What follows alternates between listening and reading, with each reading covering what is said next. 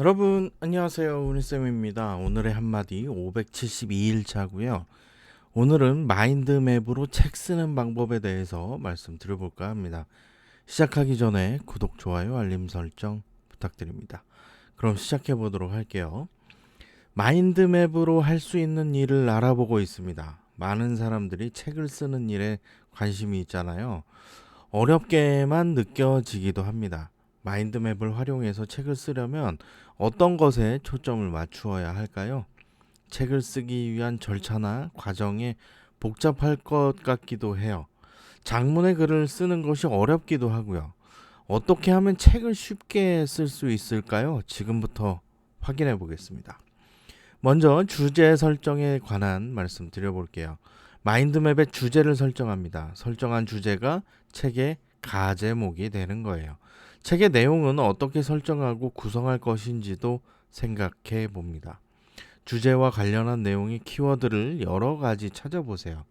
주제를 명확하게 하는 키워드를 찾는 겁니다. 예를 들어 시간 관리에 관한 책을 쓰려고 한다면 어떤 키워드가 좋을까요? 우선순위, 목표, 일정 관리 등이 있겠네요. 다음은 세부 사항에 대한 말씀 드려보겠습니다. 마인드맵의 주 가지는 설정한 키워드로 구성을 합니다. 이후 세부 사항은 주요 개념이나 챕터에 대한 세부 사항을 추가하게 되죠. 각 챕터의 주요 내용, 사례 등을 가지고 연결해 봅니다. 시각적으로 연결된 내용을 바탕으로 구체적인 가지를 만들어 보세요. 기존의 부가지 외에도 추가되는 내용이 있을 수 있습니다. 사례나 인용을 추가하는 것도 좋고요. 인용구를 추가해서 내용을 풍부하게 하기도 하죠. 마지막으로 구조화에 관한 말씀 드려보겠습니다. 책을 쓰기 위한 마인드맵을 구성하고 있는데요. 각각의 가지가 연결되는 과정에서 논리적인 흐름을 확인할 필요도 있습니다.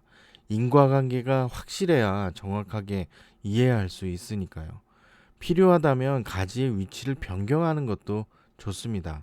마인드맵을 통해 시각적으로 전체적인 구조를 한눈에 볼 수 있기 때문입니다. 색상이나 이미지, 이모티콘 등을 사용하는 것도 좋은 방법입니다.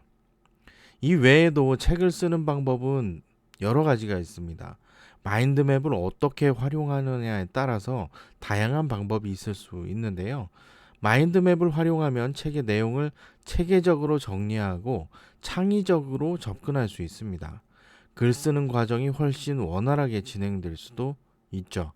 마인드맵은 왜? 라고 하는 물음을 끊임없이 던지는 작업이기 때문입니다. 정보를 시각화하고 정리하는 과정에서 자신의 생각도 잘할 수 있는 이유이기도 하죠. 네, 오늘은 마인드맵으로 책 쓰는 방법에 대한 말씀 드렸습니다. 오늘 영상이 도움이 되셨다면 구독, 좋아요, 알림 설정 부탁드립니다. 그럼 내일 만나요. 안녕.